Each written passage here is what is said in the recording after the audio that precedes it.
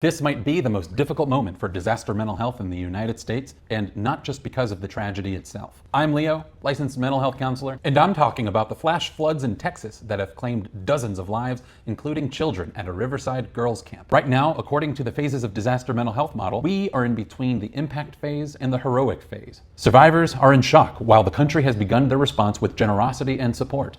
But I must prepare you for the disillusionment phase, the one phase few people talk about. This phase hits weeks to months later, when the spotlight fades, the donations slow, and survivors are left to pick up the pieces alone. Mental health symptoms increase, while access to care and community attention declines. People begin to feel forgotten, especially in marginalized communities where disaster support has historically been slower and weaker. But what can you do about it? First, continue to support the cause. There's no question that Texas needs us right now, and the best thing we can do is remain consistent with our support. At the same time, consider supporting another disaster cause that has occurred in recent memory. Some events include the Palisade wildfires, Hurricane Helene, and countless severe storms throughout the Midwest. Odds are that some communities impacted by these events may be peaking in their respective disillusionment phase. And many disillusioned communities may include communities of color, who may continue to experience systemic racism thinly veiled as delayed disaster support. The final thing you can do is consider policy change.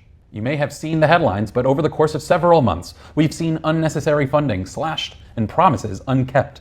But rest assured, this isn't politics or about whose side you're on. This is civics, where federal, state, and local governments are no stranger to waning in their support for these events. If you'd like for our government to do better during times like these, advocate for change. Connect with your representative and discuss these issues from your heart. Keep tabs on those who fail to make the mark and give them an honest performance review at the ballot box. Comment below how you found to be an effective helper during the disillusionment phase.